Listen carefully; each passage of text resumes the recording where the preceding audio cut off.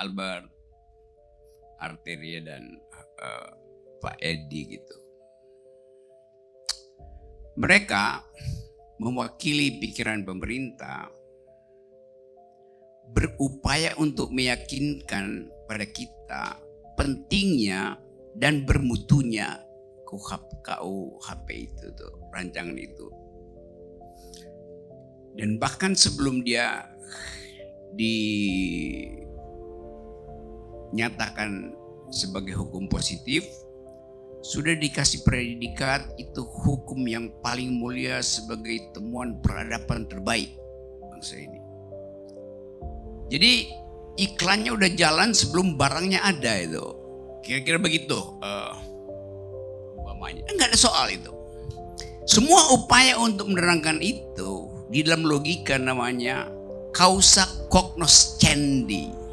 Seluruh causa cognoscendi yang bagus tadi dibatalkan oleh artikel wakil menteri. Namanya apa tuh? Hukam. Wamen Hukam di Kompas tadi. Tadi siang saya makan bakso. Terus tukang bakso bilang begini,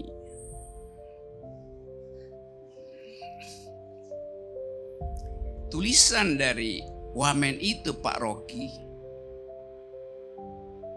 itu tulisan yang kurang ajar. Karena menghina orang yang punya intensi untuk mengkritik. Dia baca, tukang baksonya bilang gitu. Tulisan kurang ajar. Saya bilang enggak. Itu bukan tulisan kurang ajar. Itu tulisan kurang otak. Yes.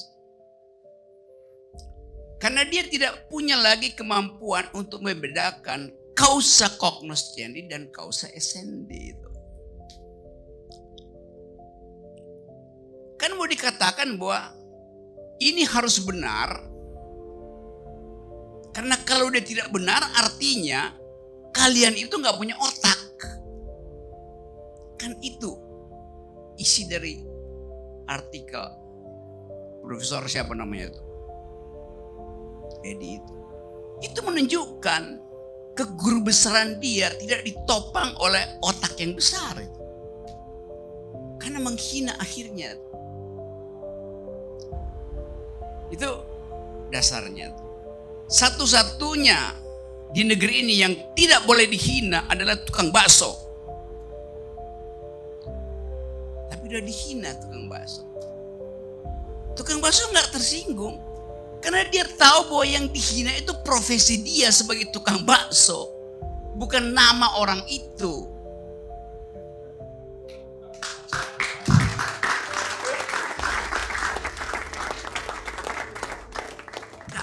Bakso yang laporin Ibu Mega, mereka paham memang profesi kami terhina dibandingkan dengan profesi koruptor.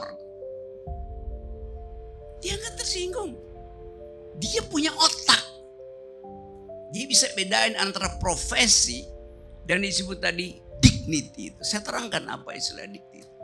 Bahasa Inggrisnya self respect. Pada siapa dignity itu ada? Pada manusia konkret. Sekarang berlaku prinsip, bisa nggak dignity itu diabaikan? Hukum hak asasi bilang nggak bisa diabaikan karena dia melekat seumur hidup. Built in di dalam dignity itu adalah segala macam hak yang diberikan oleh alam itu. Apalagi hak berpikir. Itu dasarnya. Tetapi dalam praktek dia bisa diabaikan. Oleh apa? Oleh kekuasaan. Hanya kekuasaan yang mampu mengabaikan human dignity. Hanya kekuasaan. Jadi yang mesti dilindungi siapa? Ya human dignity-nya dilindungi dari kekuasaan yang mampu untuk memporak-porandakan fasilitas yang diberikan oleh alam. Kekuasaan tertinggi siapa? Presiden. Jadi tidak mungkin kita ubah bahwa rakyat kecil itu akan menghina presiden. Gak mungkin. Secara logis gak mungkin. Karena rakyat itulah yang harusnya dilindungi dari potensi presiden untuk menghina human dignity itu. Tadi soal moral ketimuran itu. Kemarin saya ada di Sulawesi Selatan, di Makassar. Bertemu dengan komunitas intelektual yang baru melakukan riset. Peneliti bilang ke saya, Pak Rocky mesti datang ke satu desa Bulukumba apa itu, di mana ada hukum adat yang bunyinya begini: setiap orang yang memotong satu pohon didenda 45 juta. 45 juta. Ukuran dia punya mata uang sendiri yang kalau dikurskan hari ini 45 juta tuh. Mungkin kalau dikurskan ke dolar nggak ada harganya lagi, kan rupiah sekarang udah nggak ada harganya. Jadi prinsipnya adalah, Anda bayangkan, logikanya dia bagus untuk melindungi habitat itu. Dikasih penalti yang tinggi, fine-nya tinggi sekali itu, 45 juta. Yang nggak masuk akal, orang desa situ nggak punya uang 45 juta. Tapi itulah yang kita sebut sebagai ukuran etis dari masyarakat di situ. Sekarang coba kalau kita pakai wisdom ini, local wisdom dari timur ini, kita terapkan di IKN, berapa banyak Presiden Jokowi akan didenda karena merambah hutan. Pakai aja, itu ketimuran, hukum ketimuran. Kita mesti ambil konsekuensi itu. Raja Bima itu begitu terpilih, dia diarak ke pasar, tengah pasar, dicaci maki itu.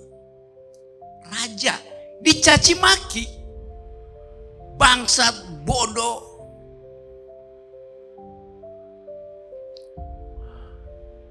Itu adat ketimuran. Kenapa itu yang nggak diambil?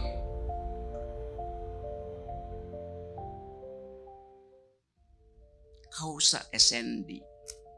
Paham gak wamen itu? Atau para konsultan hukum kita, kalau mau sok pakai adat ketimuran. Bima, Sulawesi Selatan. Setahun yang lalu, saya ada di Bau-Bau.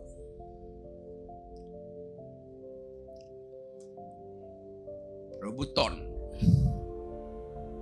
Di situ ada kerajaan yang berbasis kesultanan. Saya ngobrol dengan mereka di situ. Dia terangkan begini, saya tanya, jadi diwariskan kesultanan itu. Begini Pak Rocky. Kira-kira tahun 1500, sultan di tahun itu memutuskan mulai periode ini sultan harus dipilih. Ada KPU-nya dibikin itu. Dipilih. Jadi sultan sendiri mencabut kemuliaan dia, diserahkan pada pemilih itu. Adat ketimuran. Jadi itu fakta bahwa adat ketimuran kita justru tidak menginginkan ada kekuasaan yang tidak bisa dikontrol. Terus datang istilah bahwa enggak. KUHP itu yang diterangkan tadi adalah upaya untuk memberi rambu-rambu. Karena itu enggak ada yang langsung penalti. Bisa negosiasi. argumen itu diketawain oleh rakyat Bima, rakyat Sulsel, sama rakyat Bau-Bau.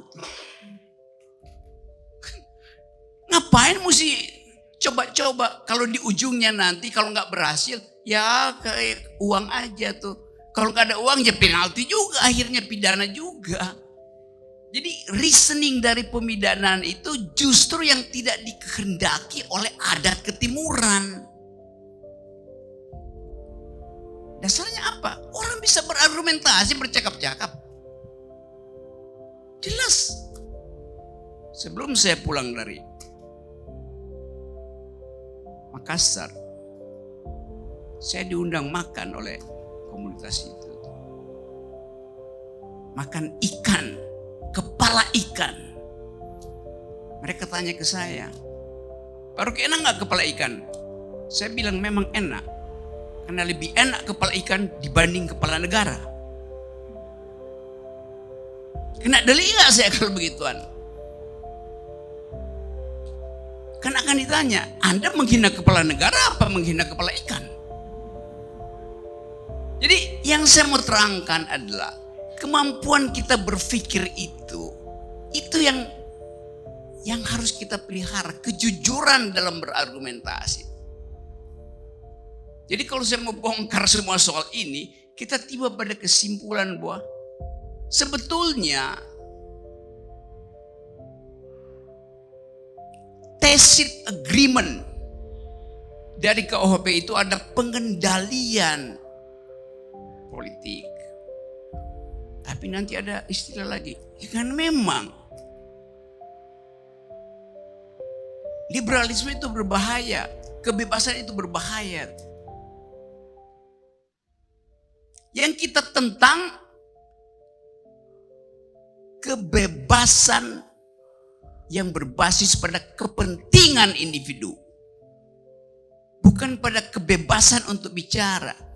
Kata liberalisme itu kan di sini dibikin kacau. Jangan halangi kebebasan individu. Yang boleh kita halangi kepentingan individu yang basisnya adalah oligarki. Itu dalilnya. Jadi ILC malam ini kita pakai aja sebagai tempat untuk merefleksikan pikiran. Di ujungnya tadi Pak Edi juga mengatakan bahwa toh kalau pidana itu dibuat delik aduan, presiden akan mikir-mikir, kan nanti dia malu kalau dia ternyata ditolak. Oh, itu asumsinya kalau presiden punya pikiran. Terima kasih.